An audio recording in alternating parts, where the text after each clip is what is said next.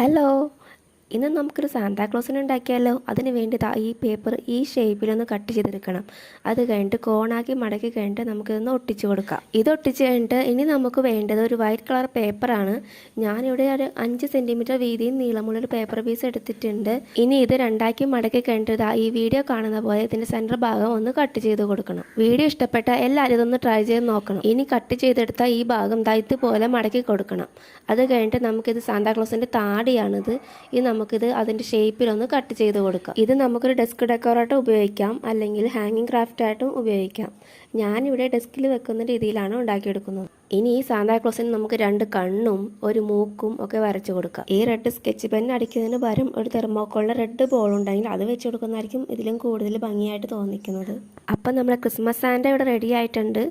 Video ഇഷ്ടപ്പെട്ടാൽ എന്തായാലും like ചെയ്യാൻ മറക്കരുത്. അപ്പോൾ അടുത്ത വീഡിയോ ആയിട്ട് കാണാം. ബൈ.